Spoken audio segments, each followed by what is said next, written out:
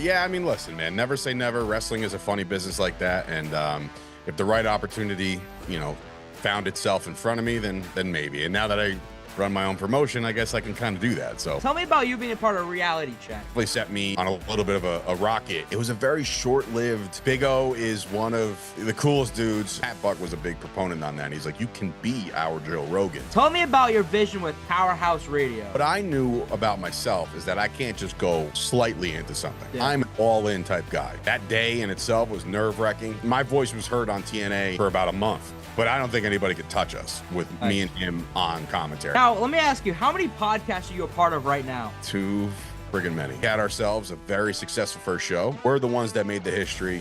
As soon as the show was over, we were thinking about the next one. I was on the outs. I was fired. Bit off more than I can chew, and I talked a little shit. And, what that does is it, creates disrespect. It creates a divide. This is Best for Business with your host, Coach C, Chris Sanders. All right, everybody, welcome back to the channel. Welcome to another episode of Best for Business. Now, when I first started this, there was a few people I really wanted on the channel, and it's crazy we're going to make this happen. Dave, thank you for joining me for this one. Absolutely, bro. Thank you for finally making the time for me. I know you've been rocking and rolling over there, and all your other guests. I'm sorry in advance for the fact that you had to sit down and talk to Shawn Donavan. That must have sucked. It wasn't as bad. But thanks for having me, bro. Absolutely. Now, when I look at podcasts, man, you are everywhere. So I want to talk about so many different things. But before we get into podcasts, let's get into wrestling. So when is the wrestling return for D-Struction? Well, if you ask any of my family members, they would say never. Okay. They don't want that to happen anymore. But look, wrestling is wrestling. I just got in the ring the other month ago with the War on the Shore, and I just felt that, came out, did the entrance, got in the ring, and I'm like, man, I can bump around again. Yeah, I mean, listen, man, never say never. Wrestling is a funny business like that. And if the right opportunity, found itself in front of me, then maybe. And now that I run my own promotion, I guess I can kind of do that. So we'll see if I want to go down that road when that time comes. Now, I was doing a lot of digging, learning a lot about you. So I was going through your early wrestling career. Now, tell me about the time you wrestled and got in the ring with Hacksaw Jim Duggan. Well, anybody else who's watching this probably roll their eyes right about now because I beat this like a dead horse. You know what I mean? Listen, yeah. When you don't have this luxurious in-ring career, you do want to take some of the bigger moments and just cherish them forever. And that's what I did with Hacksaw. I think that was a very cool moment for my career. I remember getting the text from Pat Buck. I was in my kitchen and he's like, hey, how would you like to work Duggan? And I was like, Hacksaw Jim Duggan? And he's like, yeah. And he's like, real easy match. The only caveat is that he won't lose. And so you can't really win that one. I was like, whatever, man. It doesn't matter. I don't give a shit. I didn't mean to curse. I don't know if that's okay. You're good. Don't worry about it. But yeah, so the match itself was very, very cool, very, very easy. One of the nicest guys I've ever met in this business. Super friendly. Just went in there. He made fun of me for being a little bit of a chicken shit, trying to get in and out of the ring. Bumped around for him. I got to punch him right dead in his face, so that was cool too. But yeah, man, the match was cool. I did it in front of my family, my loved ones. It was actually pretty cool because it was in Belleville, New Jersey, and I was born in Belleville, so that was kind of a full circle moment. I didn't really live there very long, but it was cool to have. But the moment will be forever. Got it on DVD. I know the young kids don't even know what DVDs are at this point, but got that on DVD, and I'll be able to cherish it forever. Now, when I started first getting into wrestling and learning about WrestlePro, there was a faction that I wasn't as big, but I was looking, and you were part of it at one time. Tell me about you being a part of Reality Check. Yeah, Reality Check was cool, man. That was a group started by Kevin Matthews way, way back in the day. It went through so many evolutions and so many different phases of it. I think he started it with Danny DeMonto, and then he had like Amazing Red, Jay Lethal. Like these guys were all part of this. Devin Moore. So to be welcomed into that, simply because he noticed that I had some local following, and he knows that if I was featured in this stable, that it would be able to be very good for business as well. Like I had a decent following on the local front. So every time I wrestled, there's a lot of people that came and watched me. So they knew it. They kind of saw the writing on the wall, like, let's get this Dave Destruction guy a little bit of a mini push. Yeah. It was me and my partner at the time, Damian Gibbs. we went in there as Destruction and Seduction, and we were the tag team of that. So we had a couple chances at some tag team gold, and it was PWS at the time. WrestlePro never saw reality check. Well, I think they might have, but there was another evolution of it. It was Kevin, Craven Varro, and guys like that. But the time that Kevin gave me, it gave me a really cool opportunity to get involved with a casket match that he had. Wow. Once at a time, it was him versus Matt Hardy in a casket match. So I came running out, got to punch Matt Hardy right in the face. So it's like a lot of punching in the face. But definitely a cool opportunity, and definitely set me on a little bit of a rocket in that organization as it was. But yeah, it was a great time, and I forever grateful for Kevin for trusting in me to deliver. And then something else, I found a match or two on YouTube. Tell me about your time with the Powers of Destruction when it comes to tag team wrestling. Oh, the Big O, yes. Oh yeah. Big O is one of the coolest dudes. I remember when they pitched that to us. I got jumped by a group called the Untouchables, and he came to my rescue. And it was a very short-lived tag team because we both got hurt at different times. So like we had a couple tag team matches in like the fall of 2013. Then I believe he broke his ankle, and then he was recovering from that. And by the time he was about to get cleared, I tore my ACL. So it never really aligned back again. And we do tease it from time to time that we need one more run for the POD.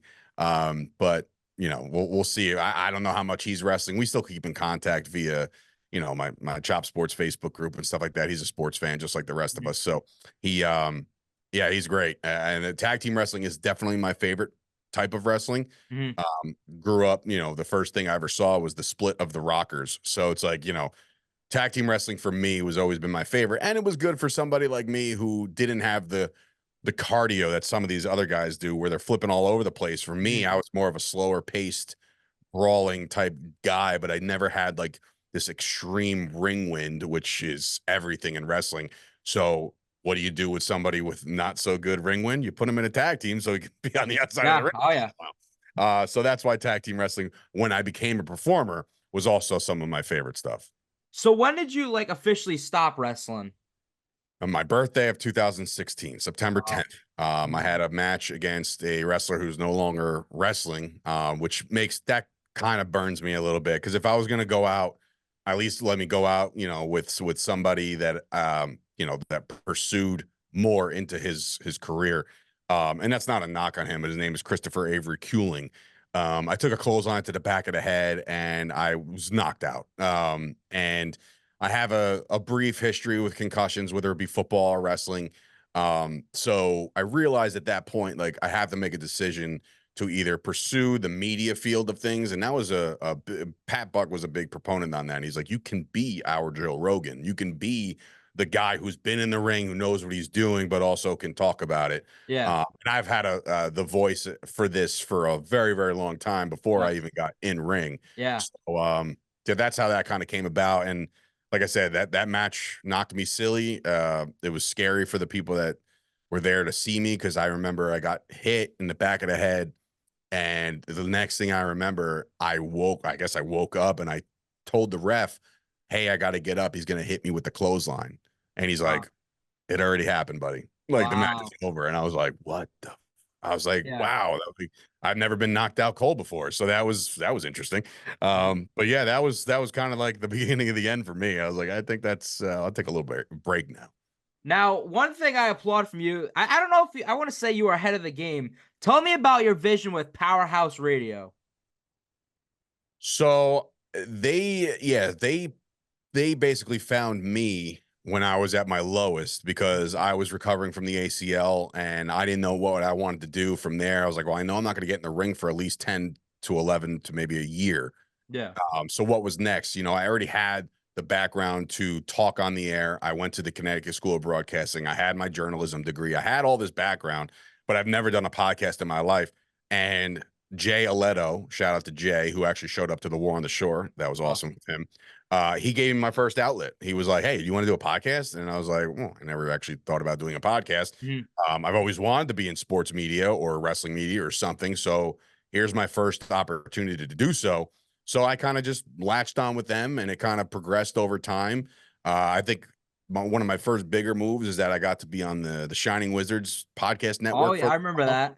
Yeah, so I was on their podcast network for a little while. It was just an evolution of things, and then I've literally never stopped podcasting since 2014. I feel like I need a break, but I have not taken one yet. When you first started that, did you have like any goals for the podcast, or you just did it to like find some way to be involved in some capacity? Yeah, at the time I was like, you know what, the knee injury had me down and out on my mentals too. You know, like how do I weather this storm without just pumping pain medication and just drinking and just, you know, being a lousy slouch. So it was motivating in that regard. I was like, oh, my voice is still out there. I might not be able to perform right now, but at least if I can talk and keep myself relevant in some way, let me do that. That was the immediate goal right away. I was like, just stay relevant long enough to return to the ring. And then you get the bell, you get the bug. You got it. Yeah. I got it. You know what I mean? Once you start this podcasting thing, you kind of want to pursue and see this thing out and see this thing through. So that's what I was able to do. And the immediate goals weren't there yet, but as we grew, I was like, okay, there's something to this. Now, my first introduction, I think, was when I was in like middle school. I remember I used to make WrestlePro content. Like I was going through, I unlisted all the videos, but I still had them. So I've gotten to know you for a while now. But tell me about WrestlePro. Have you been there since pretty much the start? And like, what have you done? Commentary and ring announcing? Yeah, when WrestlePro, it was a funny transition because when PWS got, you know, kind of dissolved and Pat said he wanted to do his own thing, I was on the outs. I was fired, you know, from PWS. Yeah. Because I kind of bit off more than I can chew and I talked a little shit. And, you know, what that does is it, you know, creates disrespect. It creates a divide. And so I was kind of like a free agent on the independents, kind of working for guys like Rob Fury and, you know, a couple spot shows here and there. Wasn't doing too much. But when Pat decided to go over and start his own thing on his own without a partner, I got hit up by Shining Wizards Eddie, my buddy Eddie, and he's like, hey, Pat's opening up his own shop. Now's the time to kind of ask for forgiveness and see if you can get involved with this because it's going to be something big. Right. And it was Mike Bucci, Nova. Oh, yeah. Who kind of vouched for me and said, you know, you should probably give this kid another chance. He obviously he's not, he didn't mean anything he said. He was just bitter and angry. And like, cause I remember I had a squash match that I booked or that they booked me and I got to beat up current NXT referee, Eddie Franken. I got to squash him and I was like, so what's next? You know, title shot, you know what I mean? Just being a cocky prick. And they're like, yeah, no, nothing's next right now. We'll figure it out. And I got all pissed off about it. But yes, I've been with WrestlePro since day one. It was very excited when they started. There was a lot of buzz about Pat running his own company and you know, having some of the guys follow Pat into this company was like really cool to see how much support he had right off the rip. And yeah, so I've been there ever since. I was in ring.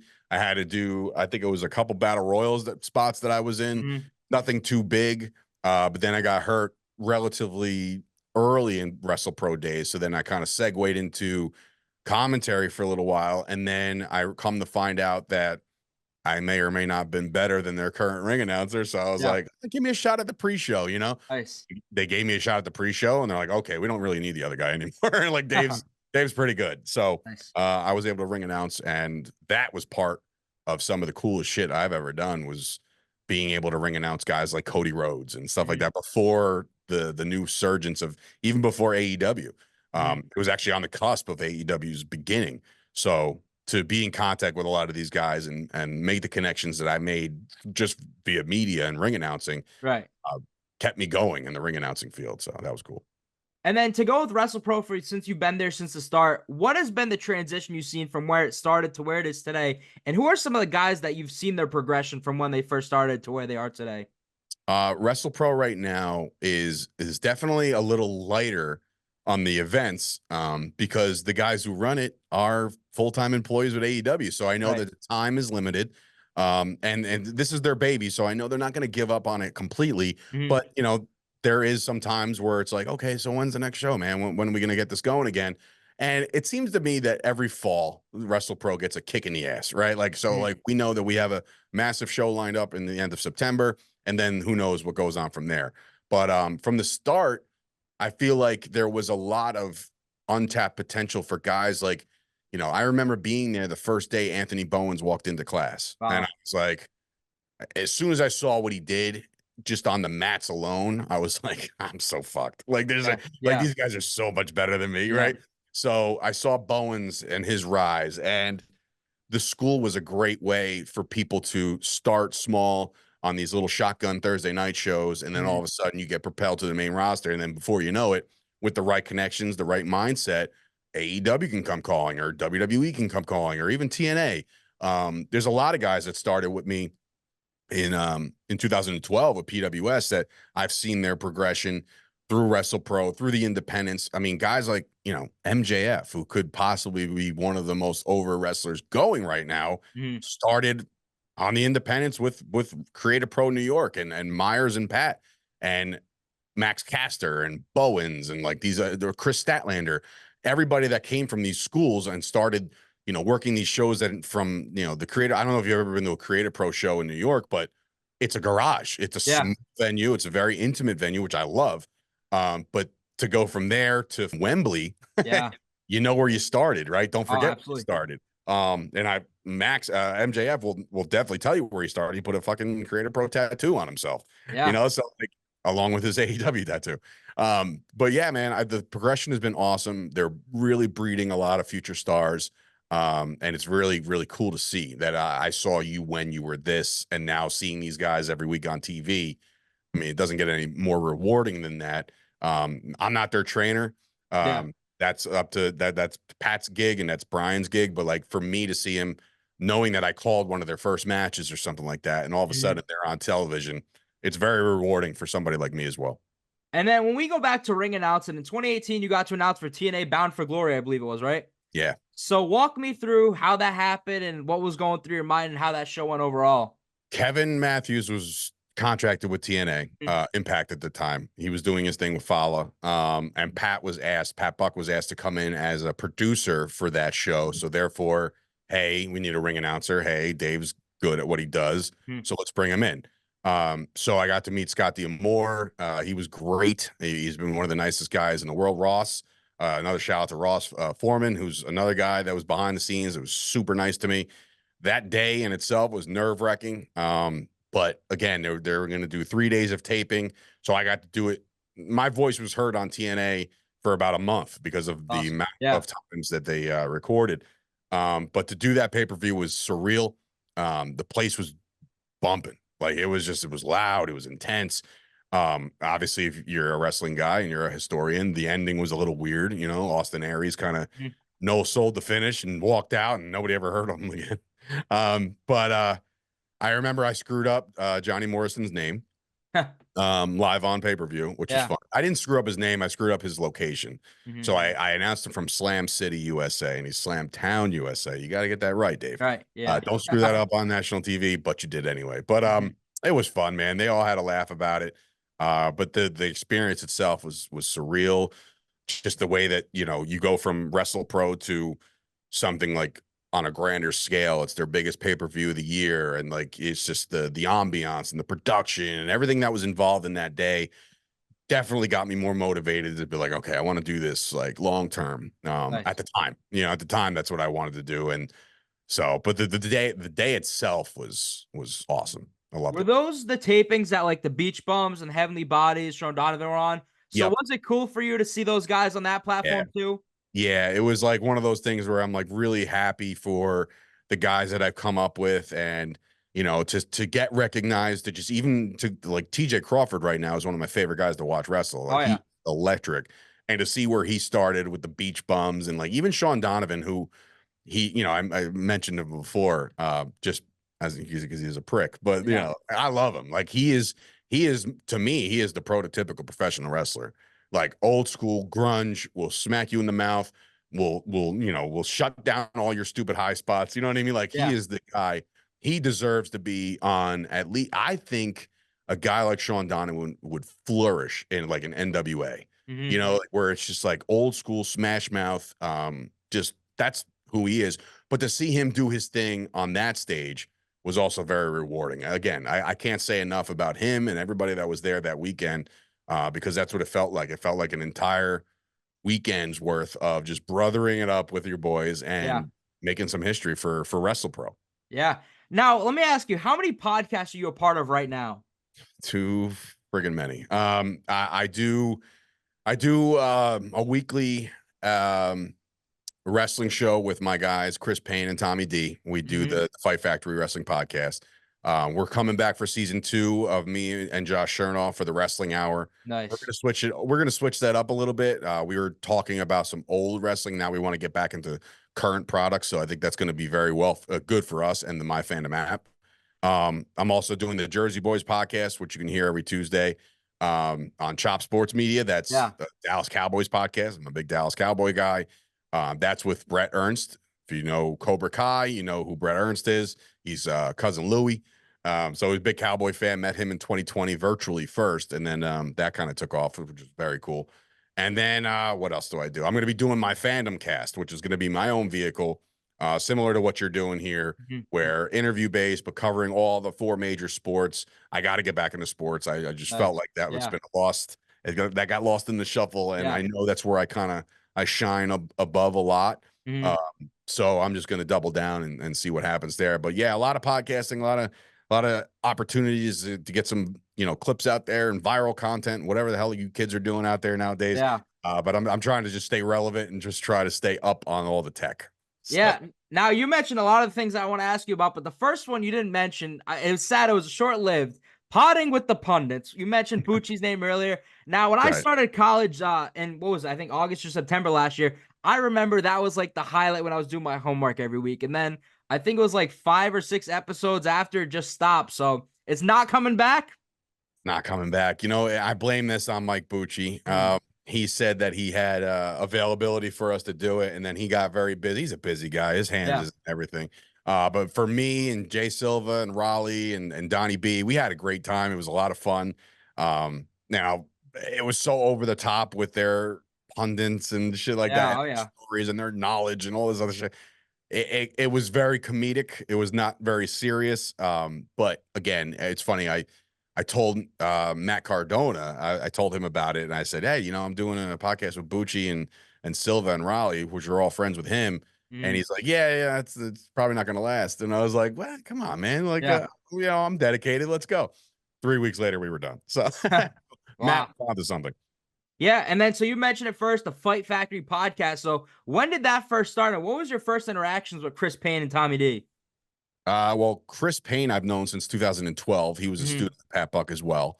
Tommy D, I met when Chop Sports Media came to be in 2021. The Fight Factory podcast was actually started as a MMA podcast. It wasn't hosted by me.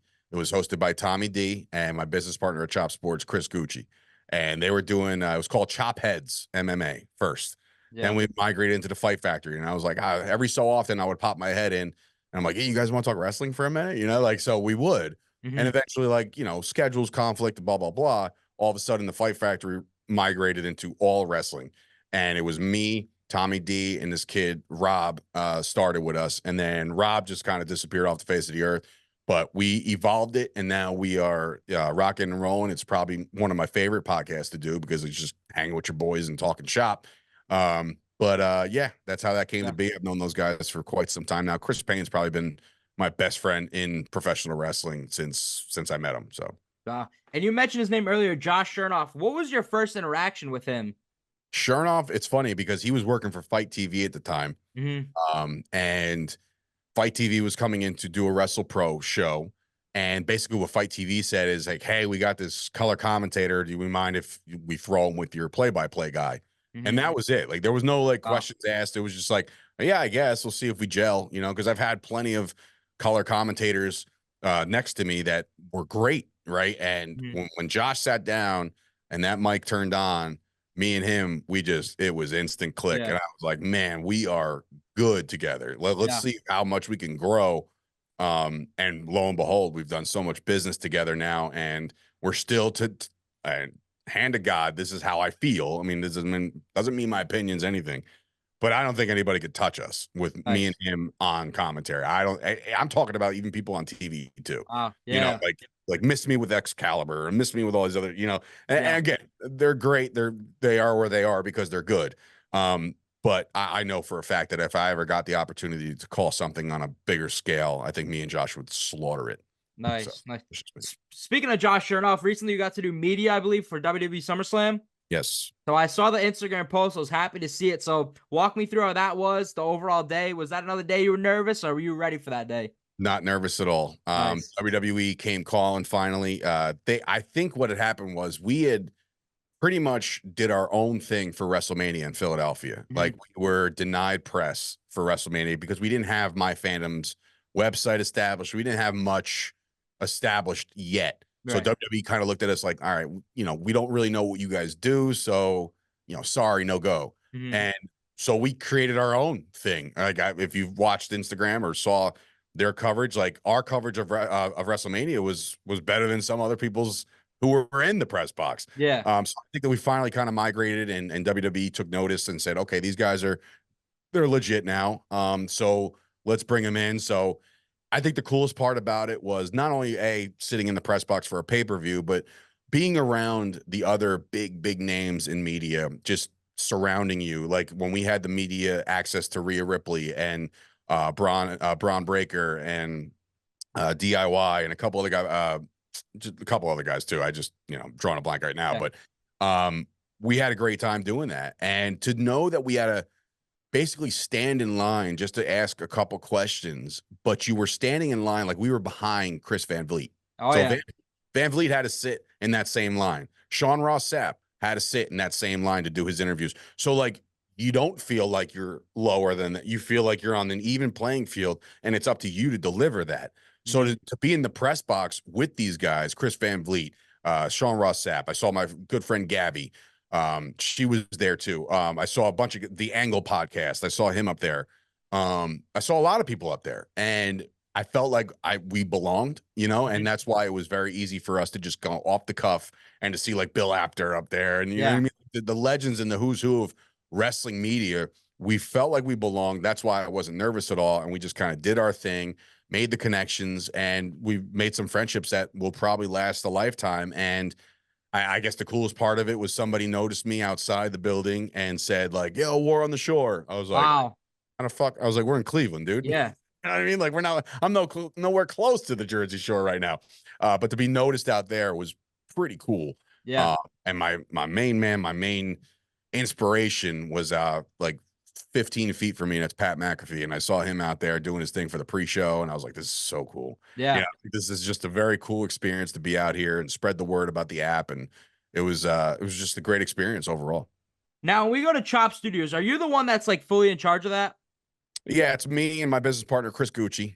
We opened up our business, Chop Sports Media, in 2021. And about a year and a half in, we were contracted to do a show for a company called Mojo, which was owned by Alex Rodriguez, which was definitely cool as shit. Got to talk sports and get paid for it. I was like, that was the goal, right? And then we kind of migrated into a rental model where now people can come in here and rent our space and put on their own podcasts and shows and YouTube content and TikTok bullshit and all this other stuff. So that's kind of where we're at now. We're in more of a rental mode. But this is my studio, so I'm able to just do whatever content I want out of it too. So that kind of works. Kind of one hand feeds the other. Now, the studio part, like, what was your vision? Because now I'm completely gutting out one of the rooms in my dad's house, and we're making it a podcast studio. And I've been looking at a lot of the stuff that you guys do, especially with like the walls and things like that. So what was your goal for doing that? It's not real brick. So I was talking about what do you do for Fight Factory? The checkerboards? Yeah, those are soundproof checkerboards. Okay. That's the soundproofing thing, little design we came up with. But yeah, man, it's just like you get the top line stuff. I see you're rocking a blue Yeti, so I know that was my first mic, but eventually you're gonna migrate and get and evolve into the Shure stuff. Shure, all that Roadcaster. We got the first one and the second one, so like little by little we would add more pieces of equipment, lighting, cameras, all that shit. I definitely recommend, for anybody who wants to get into the podcast field and you've not done it yet, maybe to come here first and then expand into your own thing, saying, you know what, I can do this at home. I can build this, I can build that, but like start here, get your feet wet. And then, we're here to help you as well. We offer plenty of services, whether it be social media or just whatever, just helping you market your podcast. I know that Shawn Donavan, Dan Maff, and Darius Carter just started their own podcast from my studio. Yeah. Called Card Subject to Change, that you can also find that on the MyFandom YouTube channel. and they're great. You know what I mean? But they needed a studio. They probably couldn't figure out what to buy, what not to buy. You know what I mean? So it's all here. And it's a lot easier. So kudos to you for gutting a garage or a room out. Because that's a lot of work, man. But if you're dedicated to the craft and you know there's money to be made, whether it be in advertisements and sponsorships and shit like that, you know, sky's the limit for you. I've been investing a lot in equipment, and I honestly, like, I have 2 screens here. I've been watching, like, so much stuff, so I've already texted you, but, like, thank you for what you do for, like, so many of us, because I feel like podcasts now are getting huge, and especially the videos. So, man, thank you for all that you do. Yeah, man. Like I said, it's just like everybody has their own little niche and their own flavor and spin. You just gotta go for it, man. I did an interview not too long ago with a guy. He goes by Tom Talks Rubbish. I think he's from across the pond, but Wow. you're talking about a guy who, you know, and it's not like I'm calling him out on this, but he's got cerebral palsy and like he's confined to a wheelchair and like, but he's podcasting. And I'm like, dude, keep going. Like this is, if you're able to do this and you have the voice and you have the wit, right? You have to be able to talk to anybody. Like I can go to any room anywhere and be able to spark a conversation with anyone. That's just like, that's the gift that I was blessed with, that I have this ability, this natural ability to just talk. Right. And I told him, I said, bro, this is your ability. You can talk, go, you know, don't stop. He had a producer, he has a YouTube manager, he has all these things because obviously he's limited in what he's able to do, but you just need a team. And I think that that's been my biggest thing is that I've been trying to establish a team for a long time because it's been a lot on me just to do it myself. And you're probably a one-man band as well. So it's like, it's taxing. It's long days, longer nights, and sacrificing time with your friends and your family. And if you're dedicated enough to the craft, you're a young guy, you're not married yet, you don't have kids yet, you know what I mean? So now's the time, dude. Like now's the time to strike because I do have the family at home and I do have responsibilities and a mortgage and, you know, so there's a lot of shit that goes into this. But if you're dedicated enough and you want to, you know, make it in this crazy, crazy world, you just got to stay consistent. That's all. And then you talked about it earlier. I see the hat, the Dallas Cowboys. When did the passion for them start? Birth. Really? So, yeah, my dad didn't really give me a choice. He was like, look, this is our team. You know, and I had a great childhood. Don't get me wrong. 92, 93, 95, all Super Bowl champs. 8, 9, and 11. Right. So I wasn't able to appreciate them, but then it never happened again. So, you know, it's been a while. But yeah, my dad and my bond over the Cowboys, even my brother too. You know, that's something that I cherish near and dear to my heart. And I think that's why I'm such a psychopath when it comes to this team. Because all I really want to do is have a big ass group hug when they win the Super Bowl with my dad and my brother. Nice. And I don't know if that's going to happen in our lifetime. I'm not sure. Right. It's just, they've been finding new ways to break my heart for the last 30 years. So, you know, but I'm so passionate about it. And that's why it's like, honestly, it's like family and friends are like here, but the Cowboys are like right there too. That's how much I love this team and how passionate I am about the sport of football. I'm one of those idiots that can sit up like I did the other night, Saturday night. The Cowboys were on until they started on the West Coast because it's preseason, and they didn't get over. The game wasn't over until 1:30 in the morning. But here I am, like one eye open, like, oh yeah, this is good. I'm gonna evaluate this nose tackle and this guy over here. I'm half asleep, but that's dedication, and that's just, you know, how I'm wired, I guess. Well, I feel somewhat of hope. I'm a Vikings fan, and I don't think my life I'll ever see a Super Bowl. So I'm kind of you got one of the best wideouts in the game. It's unfortunate what happened to JJ McCarthy, man. Very upset about that because I like the kid. And I do follow Michigan football, so like I was a very big fan of his. But yeah, I mean, look, man, this year might not be it, but maybe Sam Darnold can prove a couple people wrong. Who knows? He could be the hope, but. Now, to go back to you, when you said you have the degree in communication, so currently I'm a minor for communications at my school. I'm a major in sports management. What was your goal? Was it always to be involved in broadcasting with wrestling? Like, what was that? And to go with that, like everything in your career so far, has there been like a podcast or an episode so far? It doesn't even have to be wrestling. That's like your favorite thing you've done? Yeah. Well, when I got into sports journalism, I wanted to be a writer. I wanted to be a sports writer. I wanted to cover the Cowboys in any way I possibly could. But then I went to the Connecticut School of Broadcasting, and they gave me my first internship. I applied to work for the New York Jets because I'm right here in New Jersey.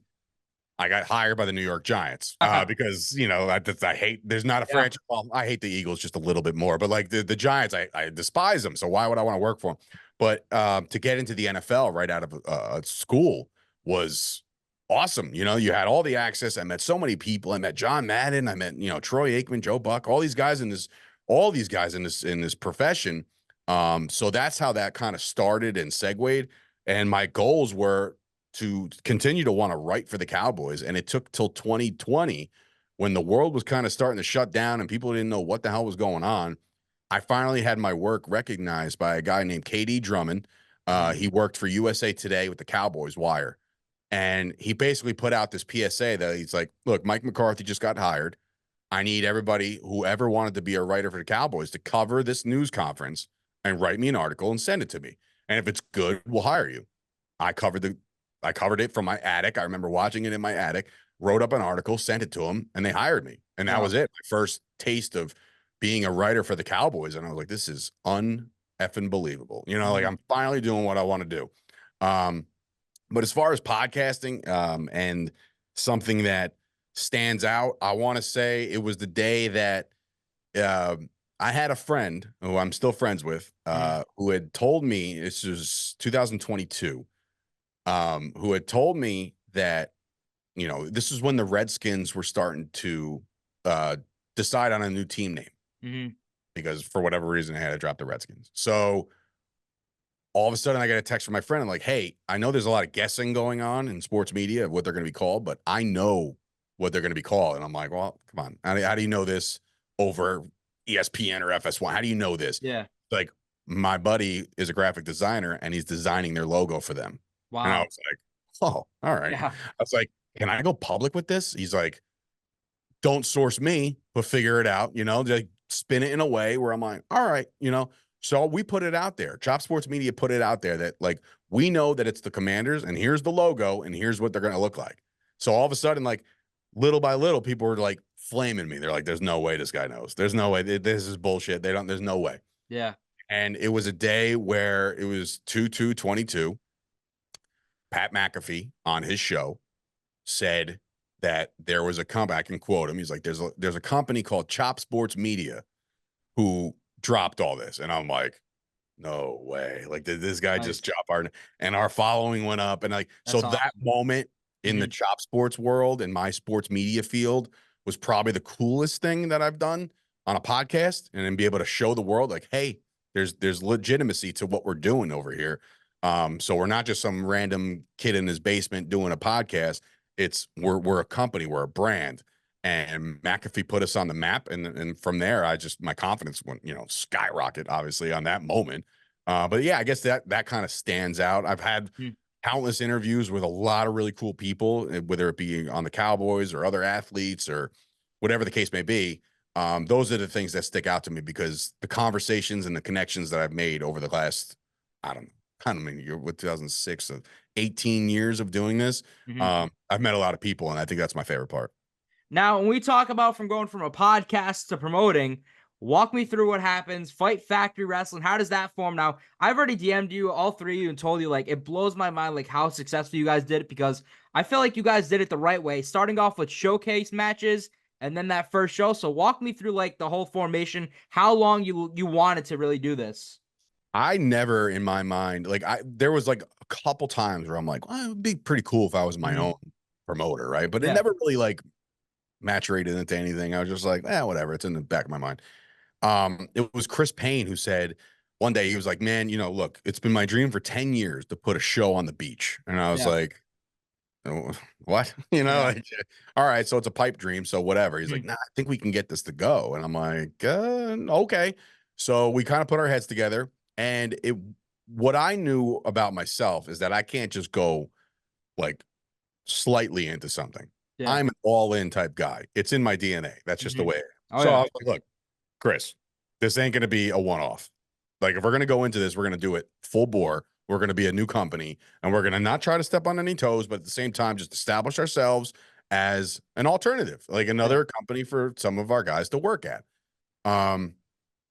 It was ISPW that gave us an opportunity to have the showcase matches, which you know, I was very excited the fact that we were able to do this. Mhm. I was able to bring in Lady Frost, which is awesome. She's a good friend of mine, and she's been aces, or she is now our current women's champion, so that's even cooler.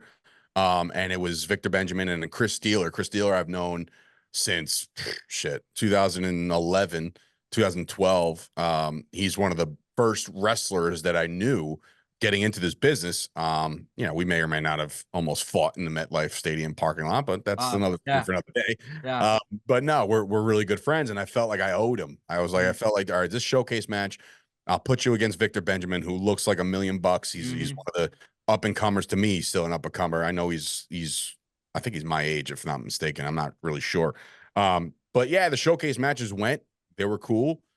Then we started the promotion for War on the Shore, and the buzz was pretty cool. We had to sell it, man. We had to tell Tiki Bar, this is the vision that we have. And at first they were like, I don't know about that. Like wrestling, we haven't done this yet. We've never done it here, blah, blah, blah. But once I was able to get in that second meeting and basically give them a blueprint of everything that we were about to do, they're like, you know what? Let's entertain it. Let's figure this out, right? And it took a couple months to promote, but we had ourselves a very successful first show. It was attended by, I think the number was like close to 700 people. On a Tuesday, right?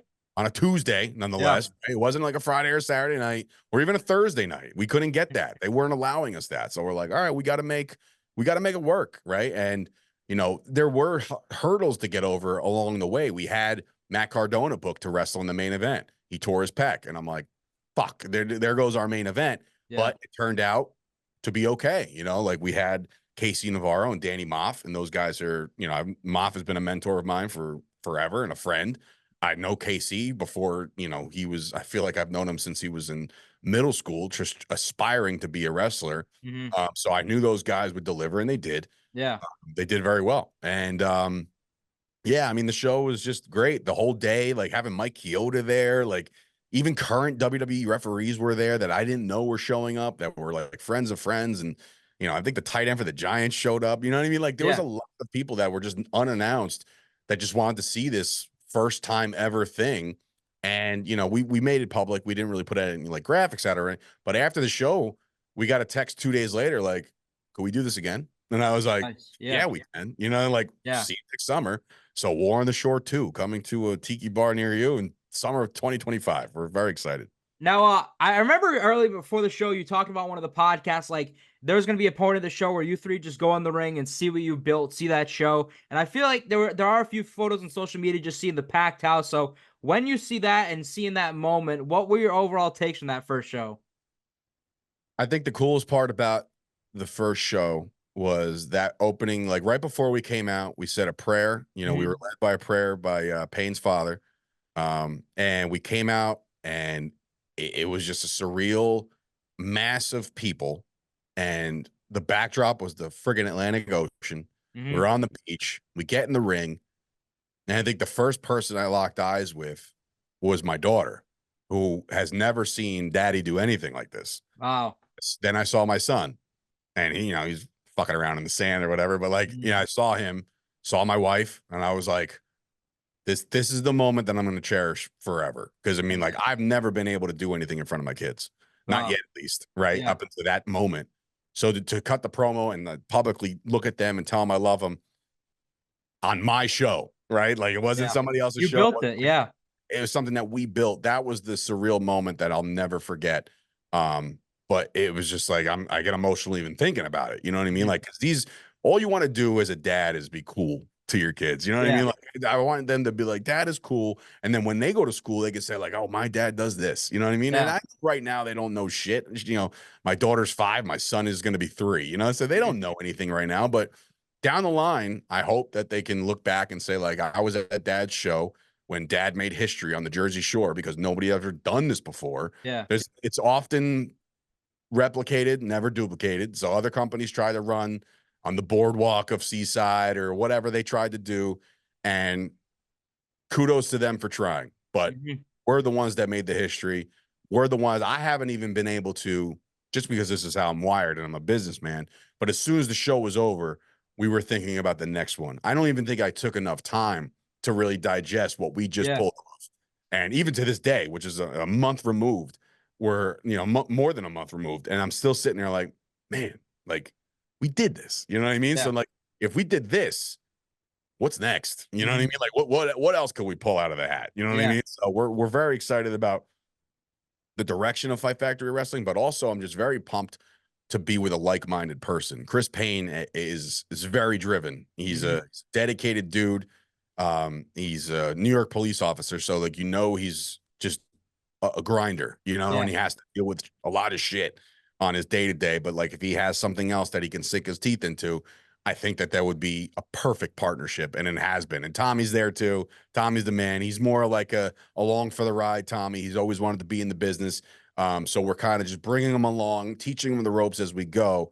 But he's the one who's booked a couple of these matches where I'm just like, that's a really good idea, Tommy. Wow. You know what I mean? So we're all creative. We're all on the same page, and we're all really good friends. So I think that really does help the continuation and the growth of a company, because when you're butting heads with your business partner, sometimes it just, you know, it doesn't work out. You know what I mean? So I think that the relationship that we've established already kind of shows me that there's a lot more in store for us.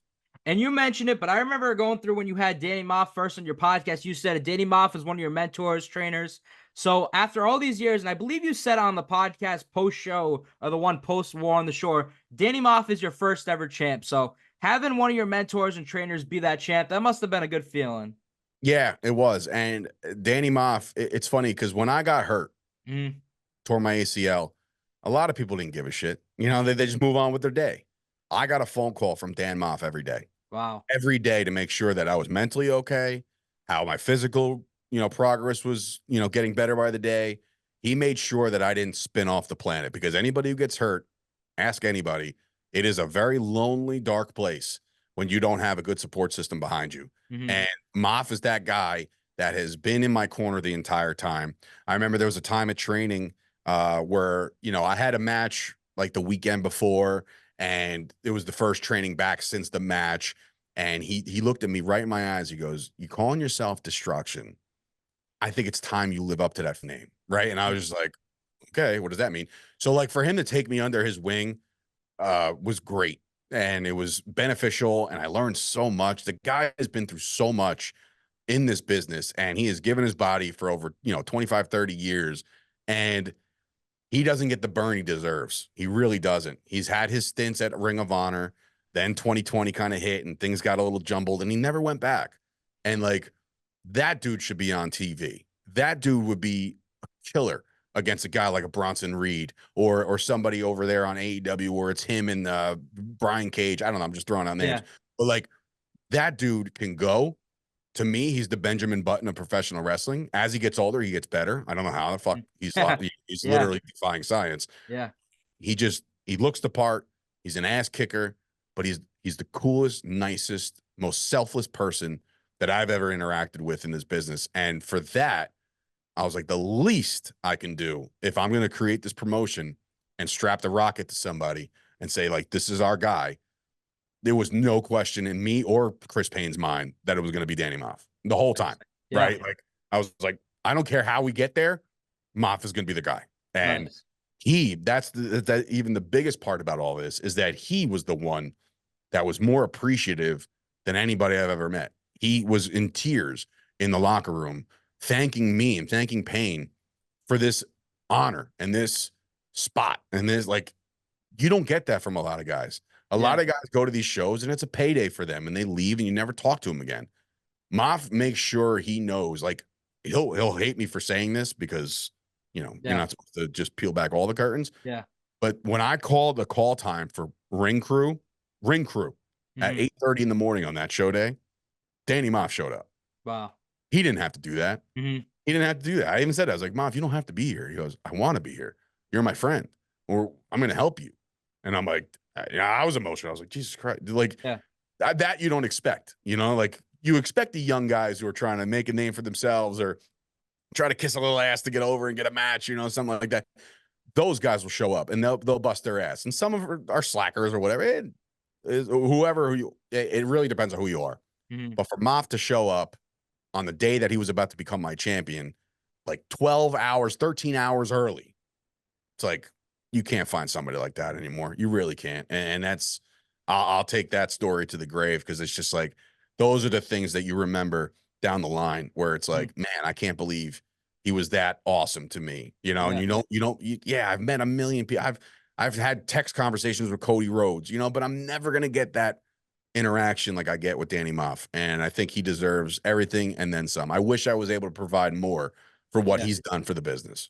Yeah, and then you talked about it right after that first show. You're already on show 2 now. I believe when this drops, it's going to be a week before it drops, but I believe it's September 21st.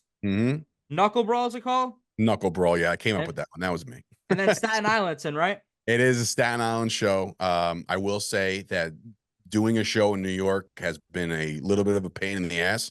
They're a little bit more strict in New Jersey. You need the athletic commission, you need an ambulance, you need all this extra shit that I wasn't aware that you needed. I mean, I was aware because we've had WrestlePro shows in Brooklyn where there would be a doctor, and I'd be like, well, why is there a doctor here? You know what I mean? Like, but now you know, now that you're in the know and you're behind the scenes, now you know what you need.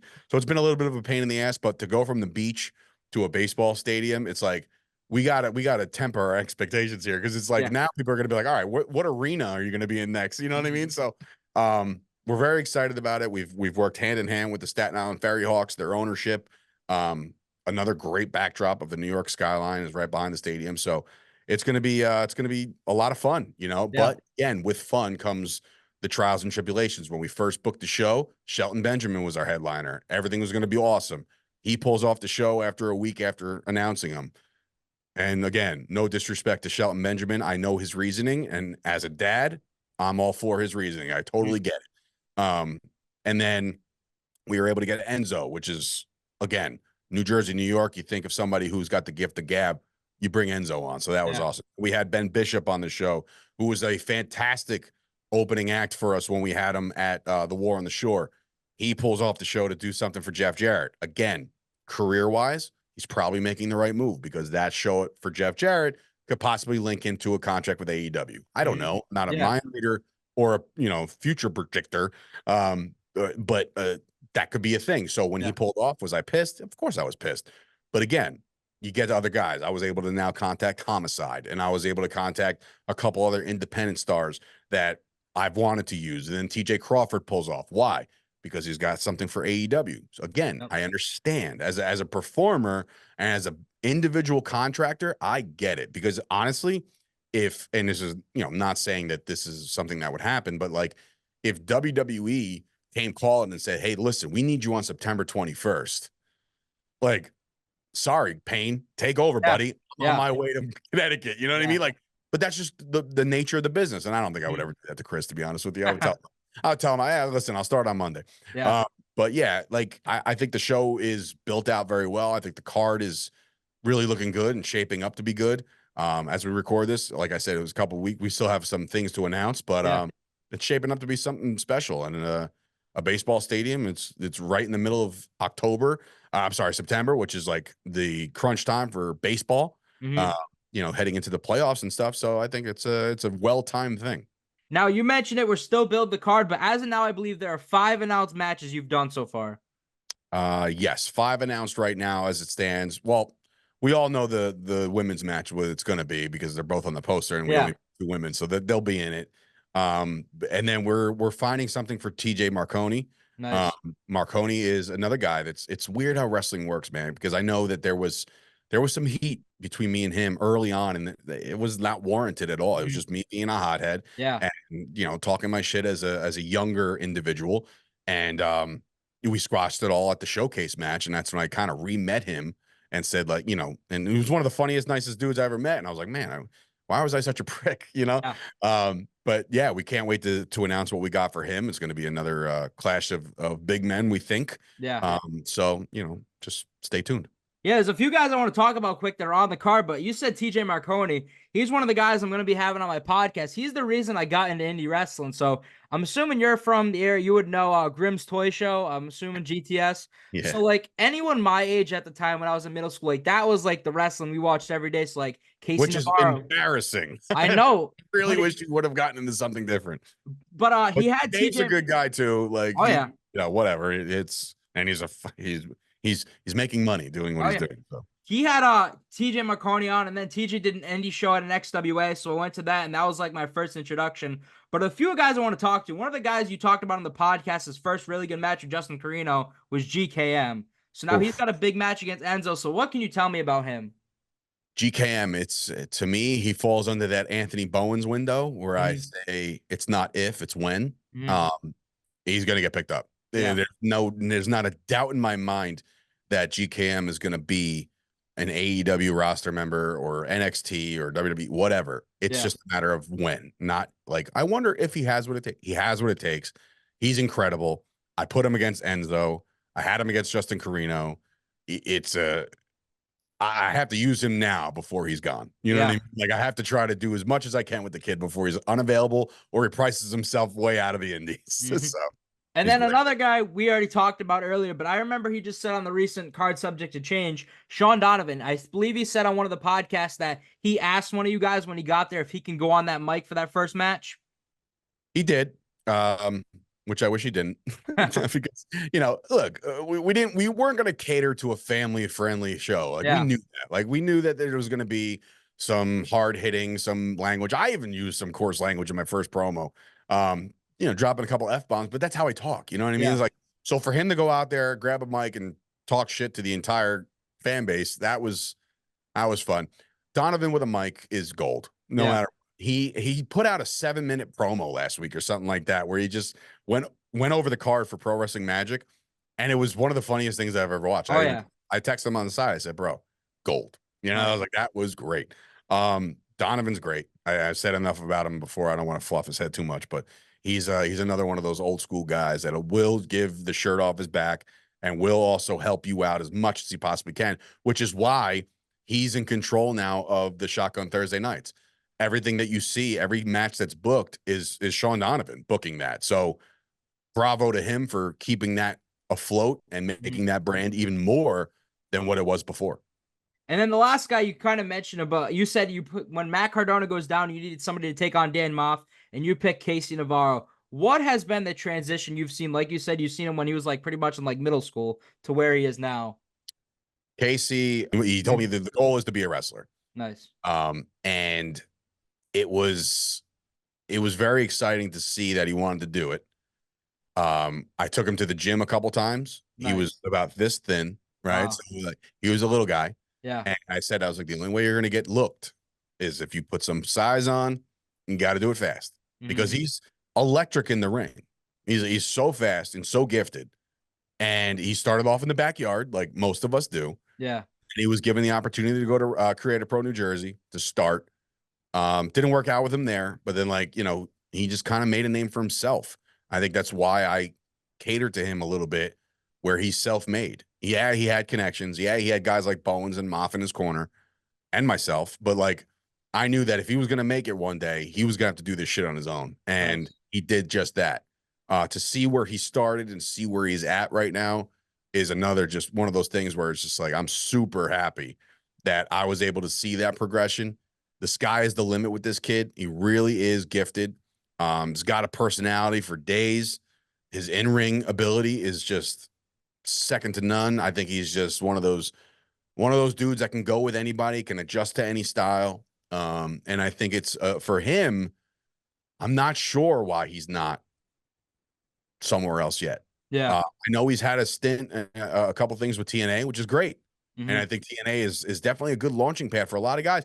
And it's a good place to be because it's still on national television. It's still on, you know, YouTube, and it's got all this presence. So guys that are out there, like, I love guys like Moose and Brian Myers and all those guys. Like, I love that whole company. I think their relationship with WWE now is incredible. So that's a door that KC could possibly get in TNA and then somehow arbitrarily get linked to WWE and NXT. Yeah. So he knows what he's doing. He markets himself well. He invests in himself. His gear is always good. His promos are always money. So yeah, I'm very proud of that kid, and I hope that he keeps going. As we're wrapping up, one of the things I wanted to ask you, you've been involved in podcasts, content in general for so long. How big in this world, especially from your perspective, is content? It's everything right now. It really is. I think it's I shouldn't say it's like content is not content. Like me and you can't just say, hey, what's up? And then you just post it and then expect good things. Content has to be layered. It has to be well thought out. It has to be produced right. It has to look good. I can't tell you how many podcasts that are out there that don't look good. And I think it's just, you got to dedicate the time to it in order to put yourself out there. And you have to be very, very okay with having one person watch your show. You know, that's where it's going to start. You might start big because family, friends, they all want to see it for the first time. Like, oh my God, he's doing a show. This is so cool. But it's show 2 that will gauge how good you might be. And then the following might drop a little bit. And then like you'll have a good guest and it's like, whoop, there you go. And then you're going to go down again. You got to be okay with this roller coaster, because there's going to be shows that you crush it and you're done with it. And you're like, that went really, really well. And then nobody watches it. Then what? You're going to be discouraged. You're going to say, all right, fuck it. Next one, on to the next, on to the next. Like for me, the guests that you get on these shows for the content, it only goes as far as their willingness to share it out. You know what I mean? Like you can have me, and I guarantee you any clips or whatever, I'll share the shit out of it. You know what I mean? Like, first of all, it's me. It's good. It's good press for myself. Oh, absolutely. But at the same time, you also have an opportunity to have a guy like, I've seen your Rolodex of the guys that you've had on already. Hopefully those guys are doing you the solid and sharing your shit out. I know Donovan has, like, I don't know about anybody else, but I'm just saying, like, I think it's a good way to kind of gauge where you want to go with the content. You want to make sure that you have the engagement and the good conversation. And like, I've talked more on this thing than I probably talked in, I can't even tell you how long. So you definitely have the right mindset, the right questions to ask. You're not like overstepping anybody. You're not asking about some kind of controversial thing. Like you don't want to do that for clicks, because it's just, you fall under this umbrella and you become Dave Meltzer and nobody likes you. You know what I mean? Like that's what happens to these guys. And I think if you just continue to stay at it, clip up your own shit, promote your stuff, not be overbearing with it with anybody, I think, again, man, it's up to you. It's up to you on how big you want this thing to go and how much hours you can put into this, because I'll tell you right now, it will not pay the bills at first. But then if you look at a guy like Chris Van Vliet, it will then pay the bills later on. So stay at it. Absolutely. And then one of the things I want to talk to you definitely about, tell me about the MyFandom app and the transition it's had. Like you said, at first WrestleMania, you were declining, but you built that brand even more for SummerSlam. So what has been the transition? What was your mindset with MyFandom app? Yeah, I mean, it started off as the premier streaming network, right? And we thought we would be able to, or Josh and his brother Fred were going to be able to kind of streamline and be a competitor to a Fight TV or a in IWTV or something like that. And to be honest with you, the streaming that they used was better than I've ever seen anybody else use, right? So things were going good there. But then they realized, okay, the money's not there because everybody has a streaming service and you're not going to be Netflix, so just the breaks. So we went into Premier Wrestling, which was more wrestling coverage. But then I eventually got on board with them as one of the owners because I had the vision that they had. Like-minded people are always going to succeed. All the cream rises to the top. That's just the way it is, right? Me, Josh, his brother Fred, Freddie Prinze Jr. is also an owner of this thing. He's more like a face for us, because to have a celebrity and influencer, it goes a long way. So we started with this feature on the app called MyFandom. And that was the way for people to log a lot of the live events that they were ever attended, right?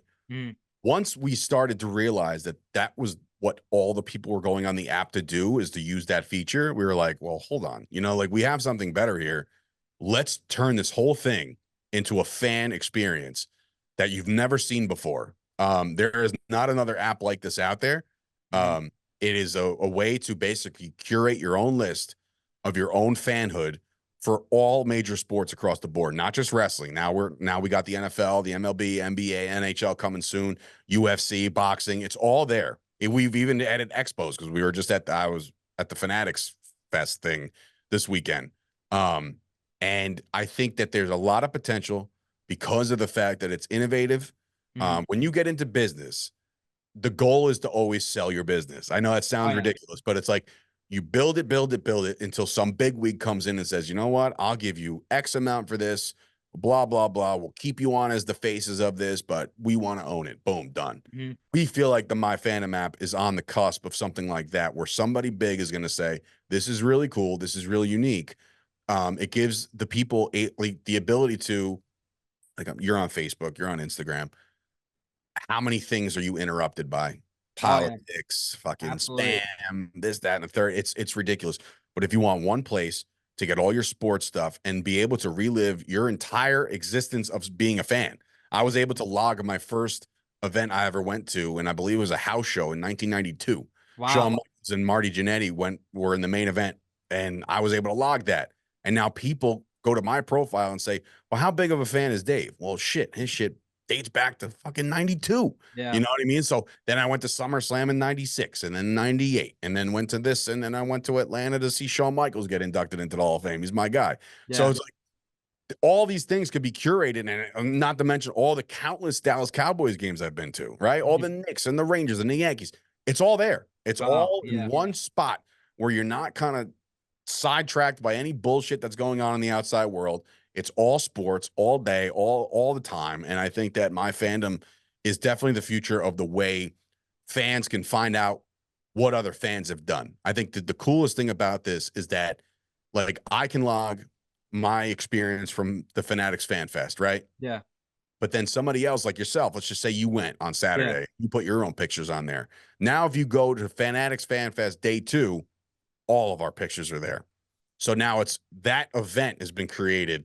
And now you get to see everybody's perspective, what photos, who they met, you know, all that shit. It's all on one page now that was created by the fan, because all we did was provide the platform.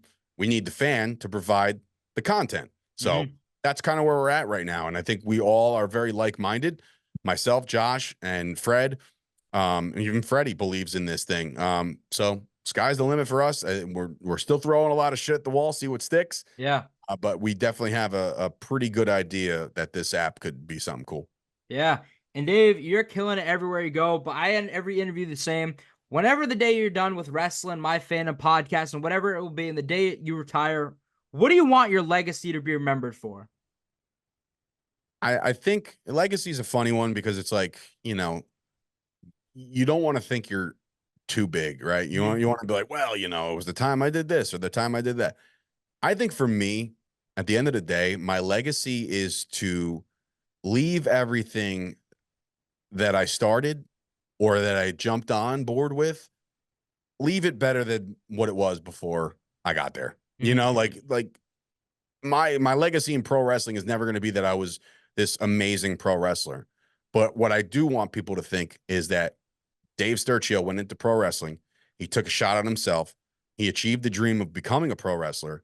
And then he realized that there's more layers to this shit and more levels to it, and was able to capitalize on all that. And that goes across the board on anything I'm doing, that there's levels to everything. And if you stay at it and you stay dedicated, I want people to just remember me to be first and foremost, a very good dude to know. You know, like I don't want anybody to have this, oh yeah, I know Dave, he's an asshole. You know what I mean? Like, I want everybody to like me. I know that sounds cliche and stupid, but I kind of want everybody to kind of say, doing business with Dave in any realm is good business, because Dave knows what he knows what he's doing. B, he's easy to work with. You know, like, I'm not a prick. I'm not coming back with like hard numbers and negotiations. I just want to be remembered for the hard work that I've put in and the platform that I gave people to succeed. You know, whether it be a podcast network that people can put their podcasts on, or whether it be a professional wrestling company that people can go wrestle, or whether it be, you know, a podcast on where you're talking to some legendary players, but I was able to facilitate that for you. I want people to say, like, that dude gave everything for everybody else. And I kind of put myself last, you know, like, do I like to show off a lot of the things that I've done? Sure. It's a lot of fun, you know, and these mostly for the memories, right? So, but at the end of the day, I just kind of want to be remembered to just be a good dude, a hard worker, and just somebody that people can get along with. That's it. Yeah. Well, Dave, I want to thank you for doing this. I told you, you were one of the first people I ever reached out to for doing this. So thank you for this, and thank you for everything you've done for anybody in podcast, wrestling, everything. Yeah, man. No, that was an awesome conversation. I'm glad to have finally got the time to the schedules to link up. I know you're a busy guy. I'm a busy guy. So I'm glad that we got this in, and hopefully it helps or inspires somebody to go chase a dream, because without dreams, we're kind of nothing. So yeah, absolutely. And thank you everybody for watching this episode. This was Best for Business.